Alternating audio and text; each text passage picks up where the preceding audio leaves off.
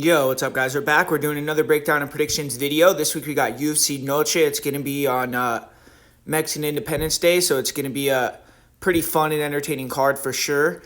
And yeah, man, let's have a good one on this one. I've been kind of frustrated with this whole second half of the year, man. It's like I'm kind of like stuck in the middle. You know, I had a good start to the year, and then last couple months, last 3-4 months, it's like I'll have a good month, then kind of like drop down. So man, I'm kind of over that. You know, I'm gonna take over the rest of this year. I'm pretty confident I'm gonna put the work in, and you know, I'm really kind of getting sick of that. So definitely gonna see an improvement on the predictions, on the bets, on everything. So you know, I'm gonna definitely have a great ending to the year here. And just make sure to hit the like button on this video, man. I would really appreciate it. Let's try to get as many likes as possible. Everyone that's listening to this video right now, hit the like button. If we can get 100, 200, 300, 400 likes, as many likes as possible, like I said, that would be incredible because really helps the channel. It's free, it's easy. So hit that like button if you're watching the video right now. And outside of that, if you want access to my bets, there's a lot of fight cards going on this weekend. I'm going to be looking into a lot of stuff. I already put out quite a few bets. LFA bet, I put out some UFC bets. So go over there, check it out. I'm going to be doing some full card predictions for other shows this week. I already got LFA almost finished. So definitely go to patreon.com/MMA Prediction Guru. But let's get into this first fight tonight here. We got Josefine Knutsson versus Marnic Man. And both these girls, they're making their UFC debuts. It's relatively short notice, I would say, for both girls. Knutsson had a little bit more notice, but both of them were not originally scheduled to fight on this date. Knutsson kind of has had a lot of luck because she was on the Contender Series on August 22nd, and she didn't get the contract, but she got notified to fight on short notice against Jasmine Lucindo. She accepted that fight, and then Lucindo pulled out, and now she's getting Marnic Man. So she went from having no UFC contract to a UFC contract to having a really tough opponent to an opponent that she's a big favorite over. So she has a good chance to go in there and get the first UFC win on her record and look good doing it. And Marnic Man, she's 6-1. She's training out of Montana, so you know everyone in Montana is jacked up off that Sean O'Malley win. But she accepted this fight on short notice, and obviously, she's going to be looking to have a better performance than the performance she had on the Contender Series last year, where she went on there, she fought Bruna Brazil. She had some moments, like she got a takedown or two, but never really was able to do much on the ground, and then ended up getting head kick knocked out. So, bad fight from her there, but she bounced back in April. She beat Amber Brown, and she's looking to build off that momentum and kind of start her UFC career right, but she relies a lot on timing on the feet, man. She likes to counter strike, and she doesn't really offer much in that mid-range. She doesn't offer much on the outside, and she can sometimes catch fighters coming in clean. But Bruna Brazil kind of showed that if you don't go in a punching range recklessly, you have a kicking game, you can kind of beat man up on the feet. And it's for Knutsson, I think she's a great athlete. She's cool, calm, and composed, and I feel like she's going to have the advantage on the feet because her forward pressure is going to dictate the fight to me. And I feel like even though she's a little bit lower volume, she can use her punches and bunches on the inside to clearly get ahead on the fight, and I think her kicks are going to be effective. She does a good job of starting combos, ending combos with kicks, and I feel like all that is going to help her have a big advantage on the feet along with just the speed and overall technique. And Knutsson does have a kickboxing background as well, but Marnic Man is a good wrestler. She will have good trips, good judo throws, and on top she has good control, but she doesn't really do much. She kind of just tries to lay and prey on you, and we did see I have seen girls get real close to guillotining her and sweep her off with guillotines, but she's strong, she's confident, she can wrestle pretty effectively.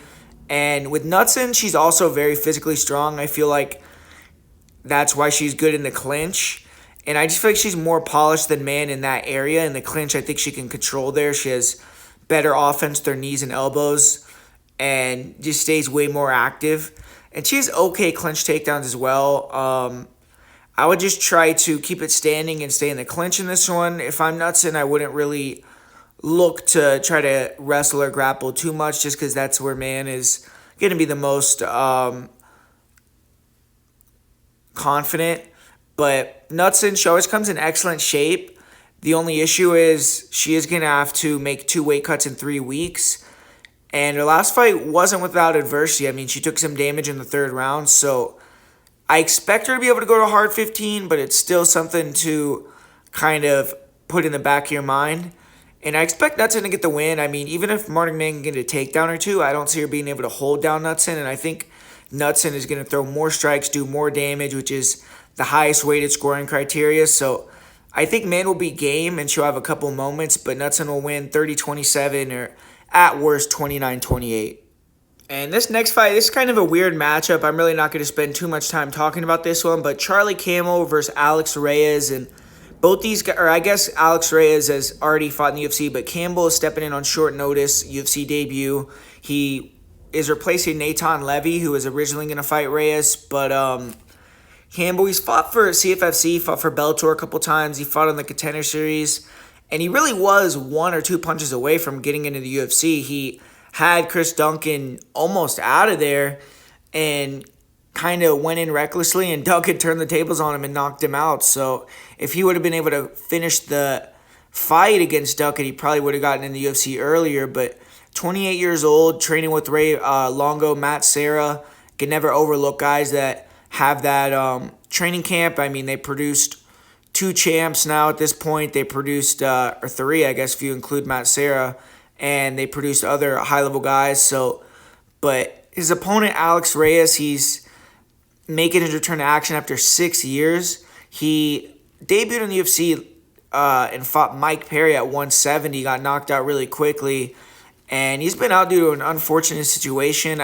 I don't necessarily know exactly how this works, but I guess he got a spinal infection, which it's been a long road back for him, and he had to learn to walk again. He had to totally rebuild again to make it to this point, and even getting back into the octagon and competing is a win. It's a testament of his hard work, and if he can cap it off with a victory, that's going to be incredible. But at 36 years old, definitely got to be a little bit skeptical, and I feel like Reyes, he has some skill. He likes to, move, and then you'll throw big, hard punches, and then he tries to get takedowns too.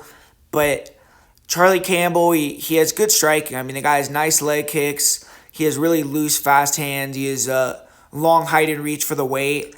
He's very aggressive, and I feel like Alex Reyes, he didn't have the best defense even in the past. He would kind of leave his chin out there, and he wasn't necessarily the best striker. He's a little stiff. He threw hard. He had some decent combos, body-head combos. He would throw kicks. So he mixed up his striking, and it's not like he was a horrible striker, but he was a little bit stiff and rigid and was hittable, and he would get hurt in certain fights. And I don't think that's a good recipe to have against Campbell, especially when you're coming back at 36 years old. And Reyes had a good grappling game. Like, if he can get Campbell to the ground, potentially he could have success. But Charlie Campbell has Matt Serra, all those guys in New York, which is Shark Tank over there with a lot of great grapplers. And he also has good get-ups. He's shown good takedown defense. And I think he's just a younger, fresher guy. It's a great story that Reyes is getting back in there. And Campbell is reckless. So, I mean, Reyes could maybe find a knockout with the counter-strike if Campbell does the same thing he did against Duncan. But in all reality, I think Campbell is the big favorite for a reason, and is probably going to get the job done via KO TKO. I feel like he's going to chop the legs and then maybe land a big shot to the head and end it, or kind of hurt him with the leg kicks and kind of have a mercy stoppage off that. So I got Charlie Campbell, and I think he'll do it in the 1st or 2nd round via KO TKO. And this next card here, I'm kind of surprised they got it buried on the prelims, but it's a good fight. It's 2 girls that are ranked in the flyweight division with Tracy, Cortez, and Jasmine Jasudavicius.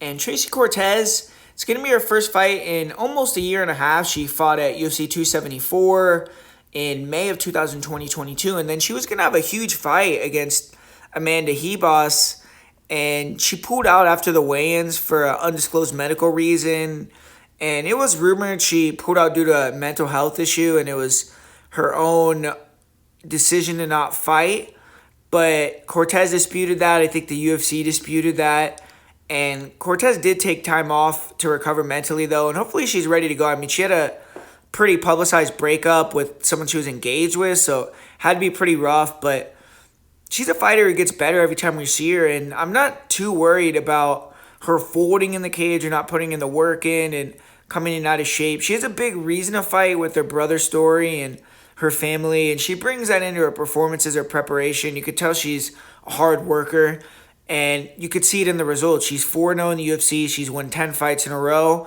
And she went from a fight where she was fighting up in the rankings versus a top 10 girl to now having to defend her spot as the higher ranked fighter here. So Cortez has to kind of realize that and prove to the UFC again that she needs to be the fighter that they're promoting and they're trying to showcase. But Jasmine Jasudavicius is kind of being that girl for the UFC right now. She's fought often. She's won 3 fights in a row. And she's looking to kind of bust the door down into the top 10.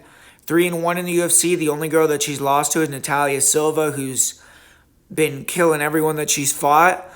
And Jasudavicius has also beaten girls that are similar to Cortez. She beat Kay Hansen, who I'd say is kind of like a Dollar Tree version of Tracy. And then she defeated Miranda Maverick, which is a pretty big win. And the main difference between those girls and Cortez to me, though, are Cortez does have the better wrestling, and Cortez is pretty big. She's fought at 135. She's a lot bigger than Kay Hansen and Miranda. And Jasmine looked dominant versus Maverick, though, so she can have a similar result Saturday. She's going to be someone to watch out for in the division. And with Jasudavicius, we kind of know how she fights. She likes to pressure. She has a long reach. She's going to have a 2.5-inch reach advantage over Cortez, which isn't as pronounced as usual, but it's still an advantage there. And her striking isn't really the best, but her conditioning, her chin, and her will to win are elite. She pushes the pace. She'll forward pressure. The volume isn't really there. I mean, it's more pressure than volume. She'll throw the straight overhand right or the left hook.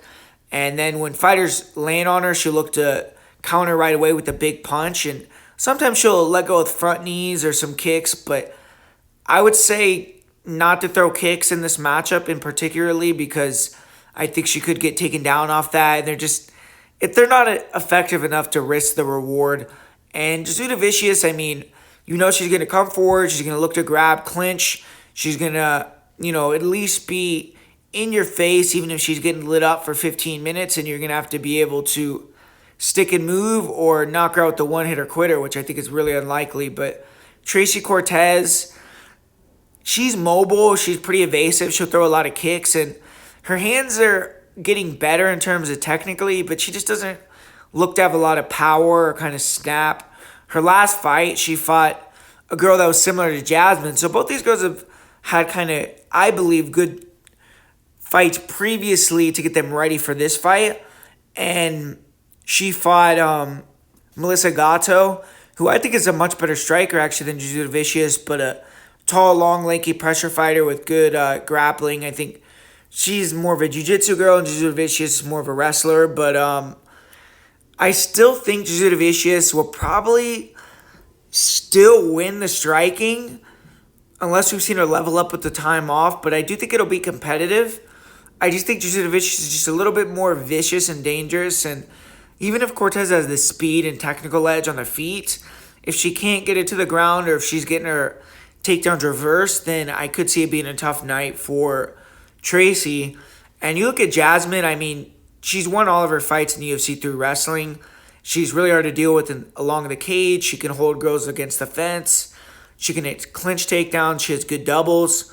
Her wrestling isn't super technical, but she's just very relentless, and she's very strong for the weight. And as girls get more tired, she gets bigger and bigger and becomes more effective. And she has great takedown defense. She's really good at reversing takedowns, getting on top. And in her last fight, she looked better than ever from the top position. She was able to take the back of Maverick and get to some dominant positions. A lot of other fights, she kind of just lay in parade. So you could see she's even improving in the grappling aspect. But Tracy Cortez, I believe, is a great wrestler, great ground and pounder. I think she's one of the best wrestlers in the entire weight class. She'll use that inside trip, the a la Henry Cejudo type takedown, She is a really nice double leg, very fast, explosive double. And Jasmine has been able to plod forward and use her anti-wrestling to win these fights against good wrestlers and grapplers. But if she could defend the takedowns of Cortez in the same way, then I don't think we're going to see very many fighters in the entire division be able to take Jasudavicius down or out-wrestle her. And when Cortez gets on top, she's very active. She does good damage. Her top control is on point. Good back takes. She was able to out-grapple Melissa Gatto, and even when Melissa Gatto took her back, she was able to get on top very quickly, and I think Gatto is a pretty high-level grappler, so that was impressive. And this is a good matchup. I'm going to go with Cortez. Jasudavicius has been able to beat some girls similar to Cortez, but I think Cortez's wrestling is next level. I think she's going to be able to get a takedown or two, and I think on the feet it should be competitive, so I don't see Jasudavicius being able to hold Cortez against the cage. I think Melissa Gatto is a better fighter than Jasudavicius overall, and Cortez beat her, so I'm just going to slightly lean towards Cortez, but if Jasudavicius can do the same thing she's been doing recently and defend these takedowns or reverse these takedowns to get on top and out-scramble, out-wrestle Cortez, then I think she's going to be someone to look out for in terms of potentially becoming a top 10, top 5 girl. And this next fight, this is a great matchup for Mexican Independence Day because it's definitely going to get the people going. I mean, we got Edgar Chairez. He's taking on Daniel Lacerda. And obviously, I mean, Lacerda's 0-4 in the UFC, but he gives the people what they want. So UFC keeps bringing him back. I mean, the guy, his last fight had his opponent doing the running man for like half the fight, and then he gassed out and got finished. It kind of been the story of his whole UFC career, man. I mean, the guy's been able to start really fast, have big moments early, and then gets tired or makes a mental mistake and gets finished. So it's hard to trust a guy like that, but he obviously is dangerous, and he has the ability to finish anyone on any given day. So if you get him at a big number, or you can bet him at, first round, second round knockout, or second round finish, then I think that, maybe you could get lucky one of these times. But obviously, so far, it hasn't been able to materialize for Lacerda. And then Edgar Chairez, he's a guy that debuted short notice against Tatsuro Taira, which, that's not an easy night in the office for anybody. And he was able to do well. He had some moments. I mean, at the end of the fight, man, if there was a little bit more time, who knows? He had Taira in that fully locked-in guillotine. But that's one thing that I didn't like from Chairez in that fight was his fight IQ. The guy was jumping Gilly a lot in that fight, which was just not a good decision. I think he just knew he couldn't stop the takedown. So in this one with Lacerda, I mean, hopefully Lacerda doesn't just wrestle him like Taira did, but I don't think he's going to have a game plan or be able to fight for 3 rounds like that. So it's kind of hard to imagine that. And on the feet, I like Chairez's striking. I mean, the guy's hittable, so that does give Lacerda that opportunity to land a big flying attack, a big spinning attack, a big, counter cross or hook. But Chairez has way more kind of educated striking. He has a nice left hook. He brings the 3-2s. He has really good leg kicks, and his pressure is good. He does a good job sliding in and out of range, and even when he gets hit, he stays very composed. His chin is looked excellent.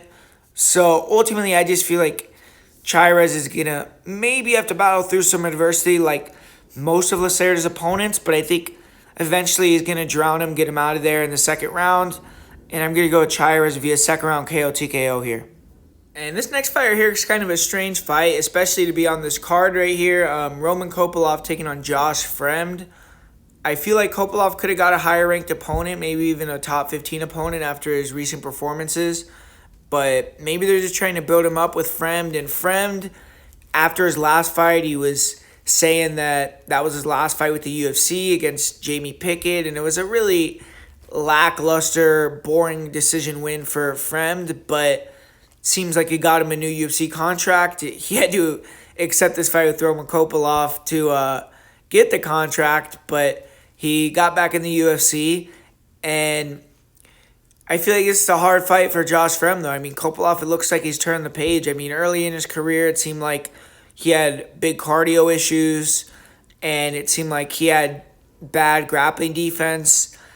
And even recently, I mean, I guess you could say he hasn't really fought guys that have tried to exploit that or show that that weakness is still there. And I do think Fremd is a bit more of a difficult matchup than like a Claudio Ribeiro, just because obviously Ribeiro brings that danger factor, and I think his likelihood of winning is higher. I mean, even though it's kind of weird to say when I'm saying Fremd is the harder matchup, it's just style wise, Fremd has good cardio. He comes in, he wants to try to push you against the cage, take you down, and then he has long arms, long legs, and can kind of land these long, awkward punches. But it seems like his wrestling is not great. He wasn't able to take down most of the guys that he's fought at UFC level. He's just kind of been able to hold him against the fence.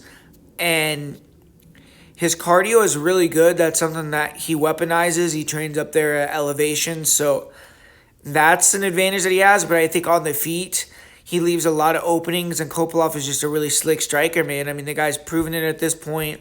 One of the best jabs in the division. One of the best 1-2s. Really nasty head kick.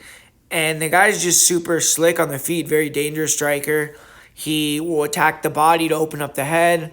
He got some highlight reel knockouts recently, so his confidence is an all-time high. I mean, after his last fight, he was calling out Sean Strickland, who's the champ now, so I wonder if he still is going to have that call-out after this fight, but obviously he's aiming high, and he thinks he can compete with some of the best in the world, so I think Kopilov's going to keep the train rolling here, and I see him probably getting another KO TKO in this fight. I'll say he gets it in the second round. I just don't think he's going to allow Fremd to wear him out by pushing him against the fence or using that length and kind of awkwardly beating him on the feet. I feel like he's too crafty for that at this stage in his career.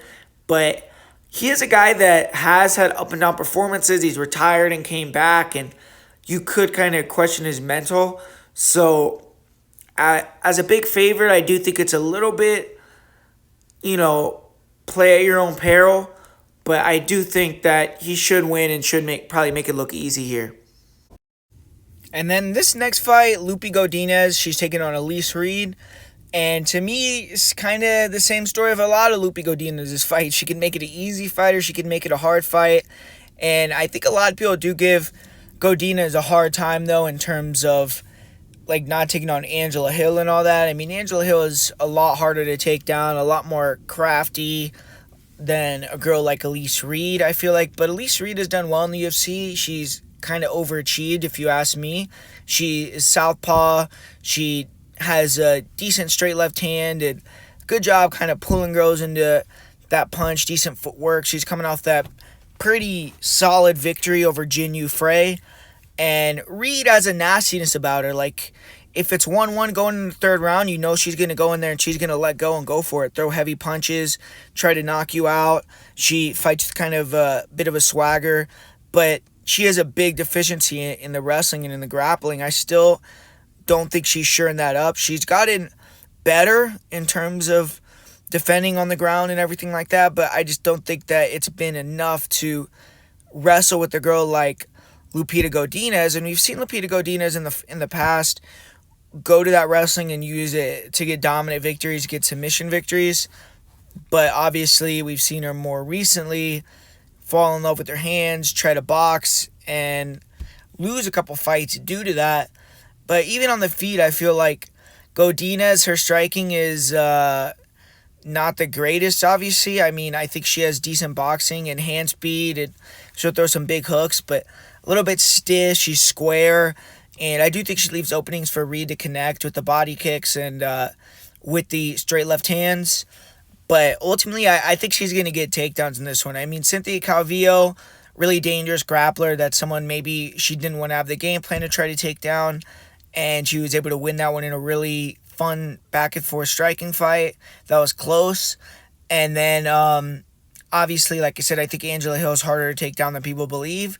So, with this fight, I feel like she's going to show she is kind of on another level than than Elise Reed. I think Calvillo, Angela Hill are kind of close to that top 15 or the bottom end of the top 15, and Elise isn't quite that level, so I feel like Godinez is going to go out there and actually maybe get her out of there via submission in this fight. And this next fight, I actually like this matchup. We got a Mexico versus Canada matchup here. Fernando Padilla taking on Kyle Nelson. And with Padilla, he's a long-range striker. He's coming off that big win over Julian Erosa. He also had the big win on the Contender Series, so riding high right now. And he's 6'1" with a 76-inch reach, so he's gigantic for the weight class. I mean, Kyle Nelson, 5'11", 71-inch reach, so you could see the disparity there.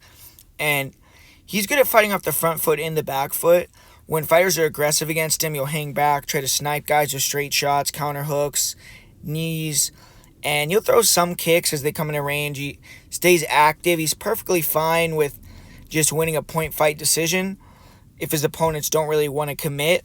If fighters pressure him, then if fighters kind of hang back, then he'll kind of pressure them and fake feint, make the cage small, and look to pull counter. But he can get hit a little bit when he's the fighter going first. He's shown a really good chin, great composure. And in clinch range, Padilla's a menace. I mean, the guy is very aggressive with his elbows, with his knees. His length is hard to deal with. And he does stand heavy on his lead leg, but I've seen him check a few kicks, and I haven't really seen an opponent be able to exploit that.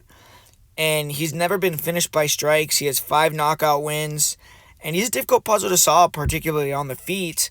Kyle Nelson, I think, should have a similar game plan to the one that he had against Jai Herbert in terms of the stand-up. And it's another guy that's a long, dangerous striker. With Nelson in that fight, he used a high guard. He didn't throw many punches. He didn't really expose himself too much. And good pressure. He would throw the jab, the check hook occasionally, but he wasn't really very active. And he was chopping with leg kicks and then looking to clinch. And he was throwing that lead leg body kick, but in this fight, I wouldn't throw that. He doesn't really set that kick up the best at times, and could see him getting countered and hurt off throwing that kick. And he ended up losing that fight with Nelson because he ended up getting tired like usual and got sloppy, or with Herbert, excuse me.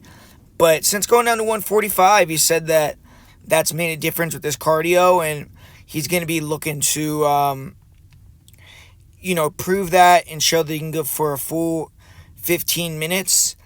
But really in this fight, if I'm Nelson, I would really look to use that same game plan. Like, not really open up too much with the punches, try to chop the legs, then try to work the upper body clinches. Nelson, when he shoots takedowns on the legs, they're just not the greatest, and he doesn't set them up well. And I feel like he should only go for upper body clinch style takedowns against his opponent here in space. And then if he has to, push him against the cage and then try to take Padilla down with the double or something. But that's where Nelson wants to live, is along the fence. He has good elbows, good knees there. But I do feel like Nelson, if he gets on top or he ends up on his back, Padilla by submission is a sneaky play, because Padilla has 8 submissions, more submissions than knockouts. And that's how he's gotten most of his losses, is through he'll pull guard, and he has a brown belt from 10th Planet, so he likes to use that rubber guard, mission control, and kind of try to set up submissions from there. He has quite a few arm bars and triangles. Obviously, he's very long and lanky, but he can be held down, and that's how he's lost most of his fights. When you look at his losses, most of them are decision losses, and then all but one of his wins are finishes. So, tends to be a guy that if you can't grind him out, you can't hold him down, he's going to either find a way to submit you or find a way to knock you out. So, this fight, Kyle Nelson, I do think, is live, because whoever can control the center and go forward, I see kind of winning this fight. If Padilla can keep the technical pressure on Nelson, get him to open up and then counter him, then I think he can get the knockout or club and sub. If Nelson can get his jab, low kicks going, go forward, and control the pace with some clinching, then Nelson could win. The finishing upside is on Padilla's side. If Nelson wins, I think it's going to be a decision. I really think that it could go either way, but Padilla, I think, overall is the more dangerous and better fighter. He just has to avoid getting stalled out, so I'm going to pick him to win. And most of the time when Padilla wins, it's inside the distance, but I'm going to predict he wins this one via decision for the second time in his career. I feel like Nelson is going to have that same risk-averse game plan, and I think that Padilla is going to be able to just outpoint him and then maybe defend a couple takedowns, get on top, have some control there, but not find the finish. So Gonna go with Padilla via decision. And this next one, we got Zellhuber taking on Christos Giagos. This should be a fun fight to watch as long as it lasts. With Zellhuber, we got the young, up-and-coming guy that had a bad debut in the UFC, but then bounced back and proved to everyone that he's the real deal by beating Lando Venata, who I think is someone that fights really similar to his opponent here, Christos Giagos. Christos Giagos, he's a veteran. He's a guy that looked like his UFC run was maybe coming to an end. He had 2 losses in a row, 2 losses in the first round. Obviously, he was facing high-level guys, but ended up catching that hook, knocking out Zellhuber, knocking out Ricky Glenn in the first round and extending his UFC career now. And now he's getting a fight where if he can beat a guy like Zellhuber, who's up-and-coming hype prospect, then he might get another big fight coming up next. But it seems like the UFC is always putting in Giagos against guys that they want him to lose against and they want to build off of him. And they know that Giagos is going to at least give him a tough test, so it's not a totally mismatched matchup. But when you look at this fight, I feel like Zellhuber proved he can beat this style in his last fight. Giagos is a guy that likes to move around. He'll switch stance, try to land the counter overhands, counter hooks, pull you into strikes, and then you'll mix in some takedowns occasionally.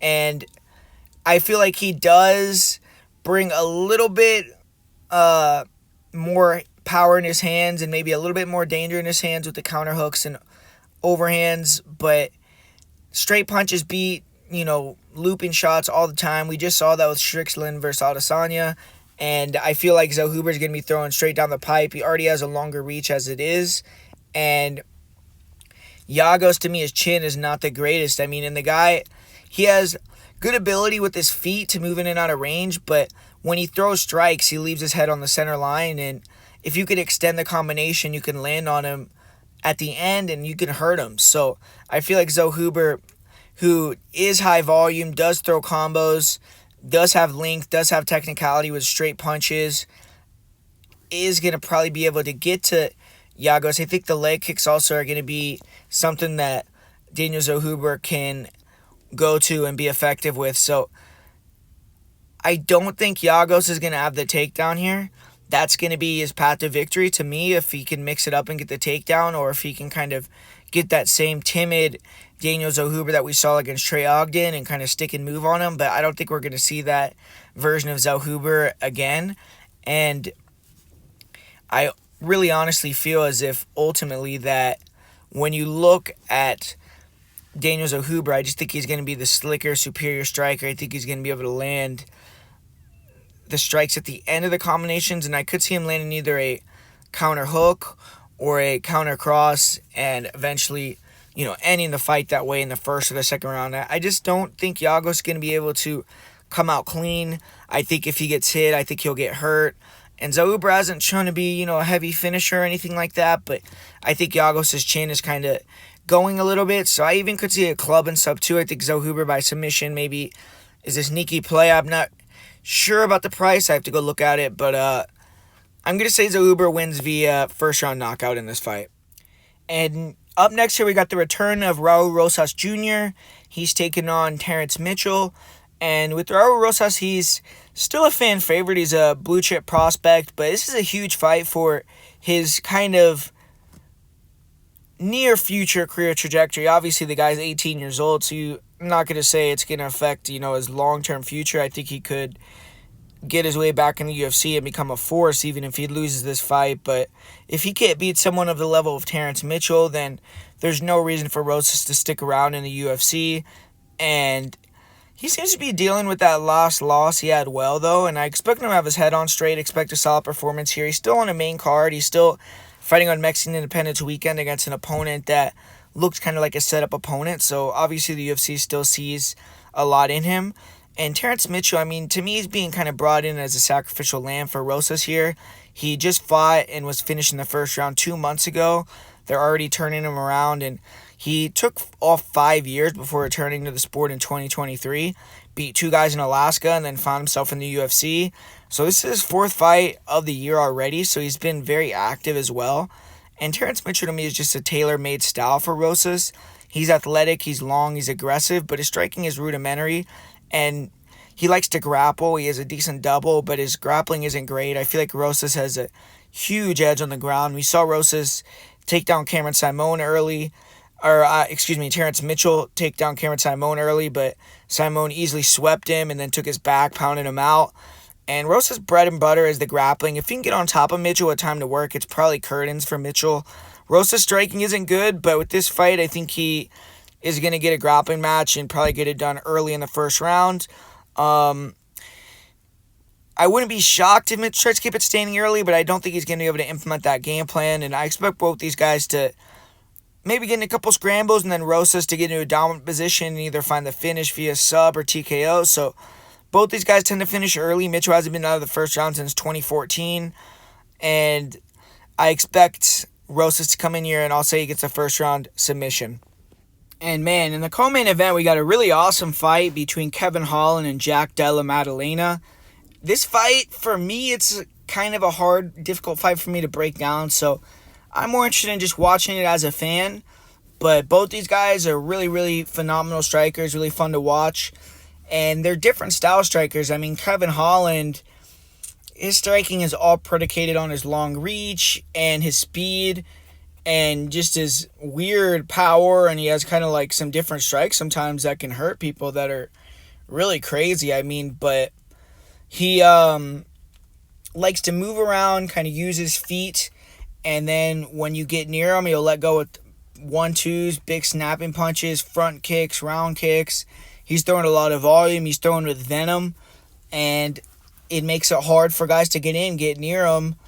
And he's just kind of picking you apart all day. And then if you do commit and try to really close that gap, you could put your lights out. And in close range, the guy has some really spooky power. I mean, you see him like in that fight with Chairez, the way he finished him on the ground. The fight with Ponzinibbio, he like rocked Ponzinibbio with a back fist with his leg in the air. Like that looked like it was like really didn't have a lot of power on it. And Ponzi got like really rocked from that. So Holland has some strange close range type of power, and his style is just hard to deal with because of his length and his speed, and he's throwing these wild punches straight and long, and he also has good kicks, and he'll throw some weird kung fu attacks, and then he's also dangerous on the ground. I mean, the guy has a black belt, he has a good submission game. Like I said, he could finish you off of his back with strikes as well, and if he gets on top of Maddalena, he could have a big advantage, but obviously, it's like, is Kevin going to do that? I mean, the likelihood, I think, is slim to none. I don't think we're going to see him go out there and shoot takedowns, and I feel as if it's going to be a striking fight, just like we saw with Stephen Wonderboy Thompson or these other strikers that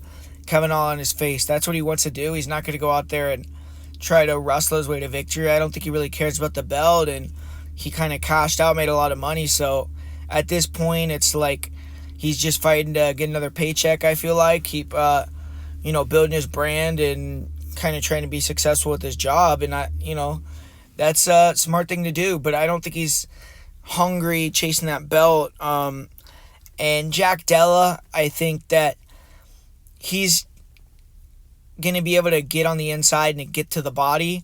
It's going to be hard to hit Kevin Holland to the head, and he may have to absorb some strikes trying to enter range.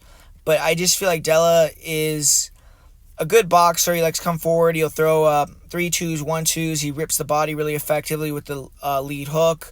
And he has good leg kicks too, which I think is going to be part of the game plan here. And I feel like he's just going to try to chop the legs of Holland, attack the body. And then once you attack the body, the head will come eventually. And I think that he could get Holland out of there late or win a decision. The thing about Holland is the guy's super tough, super hard to finish. And I think it could end up going the full distance, but I think Maddalena might put it on him a little bit down the stretch. And I just don't trust Holland to dig deep in a 1-1 war where it's, third round takes all. I just lean towards Maddalena being the guy that digs deeper and takes that fight. So I think Holland, has a chance to win, and obviously he's extremely talented and could beat a lot of guys in the weight, but it's just, I don't think mentally he's going to be there, and I think Maddalena is going to end up winning this fight 29-28 or maybe get the finish in the third round. And finally, we got the main event here. We got Alexa Grasso looking to defend her belt against Valentina Shevchenko. And Shevchenko, she's looking to become the third fighter age 35 or older below 185 pounds to win a title in UFC history in men or women's weight classes. The record of fighters in those circumstances is 3 wins and 22 losses. Woodley has 2 of those wins for the men, or both of them. One was against Damian Maia, too, who's also over 35. And then Amanda Nunes, also at 35 this year, won a title fight in June. But the former dominant champ, she's still getting respect at the betting window. She's minus 160. And even after losing to Grasso, the age factor. So she went back to her roots, too. I've seen she went back to Tiger Muay Thai for this fight. And she doesn't seem to have any plans to retire or slow down. So this fight's pivotal in terms of moving forward for her career. And Alexa Grasso, she is trying to prove to everyone that win was not a fluke. It was not an accident. Even though she's undefeated at flyweight, she's finally kind of fighting up to the high expectations set for her.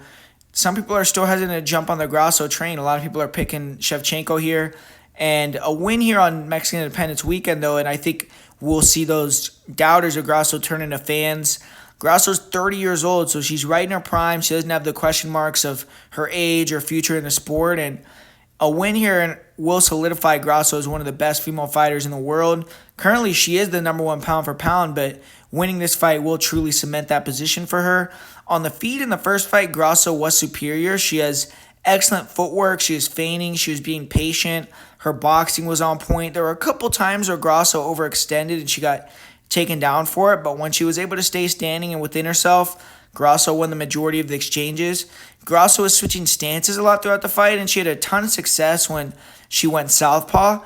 I don't think Shevchenko was anticipating that, and Grasso's jabs or left crosses, they were all landing very clean, and it took the jab away from Valentina. It took the left kicks from Valentina away, which obviously are massive parts of Shevchenko's striking game, and Alexa's hands were just super fast on point. She had the faster hands. She had the better hand combos, and turned into a boxing fight where, Shevchenko didn't have her jab and her kicks were nullified, and Grasso was able to get the better of it. I mean, Shevchenko did not have much success landing anything except occasional counter jabs or counter hooks, and her kicks were not landing at all. She didn't even throw many kicks, and I think Shevchenko, the first time they fought, had no counter or a real idea that Grasso was going to come out and fight southpaw. So maybe in this second matchup, she'll have a counter to that. But from what we've seen, the striking is fairly competitive, but Grasso has the superior hand speed, volume, and punching power, and she has the edge. And when both are in southpaw and it's basically a boxing match on the feet, Grasso is going to be getting the better of it, in my opinion. And Grasso is excellent at staying patient. She didn't overextend or get out of position too much. And we saw with Taila Santos, if you can keep your distance control on point, you can give Shevchenko a lot of problems. And Grasso even further added to that by going southpaw and putting a couple of different elements that Taila didn't use. And the couple of times that we did see Grasso overextend, though, she did get taken down. Valentina in rounds 2 and 3, when she got her wrestling grappling going, she did dominate.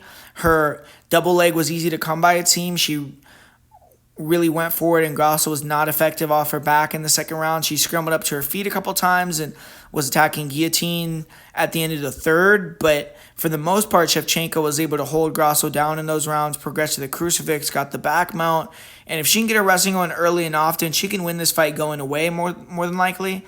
The thing is, though, it seems as if Shevchenko has to wait for Grasso to make a mistake to get her down, overextend or get out of position. And she really telegraphed her takedowns when she tried to go first, and Grasso was using the proper distance management. In round 4, Grasso was the one that used her grappling to close the show too, and she had only one real offensive grappling moment of the fight, and it was all she needed. She timed the back take off the spinning kick. She grabbed the rear naked choke and ended the fight. And it looked to me as Valentina got a little tired in the 4th round because she was shooting really telegraphed bad takedowns, and then she made the mental mistake which led to her getting finished. And Grasso has amazing cardio. Her elevation training in Mexico is never going to fail her. And her game plan was incredible in her last fight, man. I mean, like I said, from going to southpaw, making it a boxing match, taking away a lot of the kicks with that stance, and, you know, just being tricky in that way. And then having that wherewithal to be timing those spinning attacks and trying to get the back and working the rear naked chokes and finishes from the back. That's some high-level game planning there. So props to her team and everyone around her. But it's a tough one because I could see Shevchenko making adjustments if she's ready for the southpaw look and train with more southpaws in her camp. Maybe it could play out different. I think she'll probably be in better wrestling shape too and use her wrestling more often. But if Grasso can keep it standing, I think she has an excellent chance to retain. And I think Grasso's mentality and confidence level is going to be at an all-time high after taking the win from Shevchenko. And I also don't like certain things Shevchenko is saying. Like, I don't think that the first fight was a fluke or she was dominating, and I don't think it was lucky. So I think she maybe didn't really settle with that loss the greatest, like in terms of hopefully she knows that she has to go out there and make adjustments to win the fight, because if she comes out there the same way, I don't think it was just a fluke that she lost. I think she'll lose again. So as an official pick, I'm going to go with Grasso via decision. I think it'll be a close competitive fight. This rivalry reminds me a little bit of Rose versus Joanna, and I think we're going to see a passing of the torch on Saturday night with Grasso retaining the belt. And I don't know how long she's going to hold on to it. I think there's some tougher matchups down the line for Grasso in this division, but I think she's going to be able to be the girl always in history that knocked off Valentina Shevchenko. So going to go with Alexa Grasso here to retain the title and hold on to her championship. So there you have it, guys. That's the full card breakdown and prediction for UFC Noche. Hopefully you enjoyed it. And as far as a party of the week goes, I'm going to do a party of the week with Raul Rosas, Josefine Knutsson, and Charlie Campbell. And my most confident pick, I'll say it's Raul Rosas Jr. So thanks for watching, guys. And like I said at the beginning of the video, please hit the like button, man. Let's try to get as many likes as possible. If you're listening right now, anyone can hit the like button for free. It's easy. So just hit the button. Let's try to get 150, 200, 300 likes.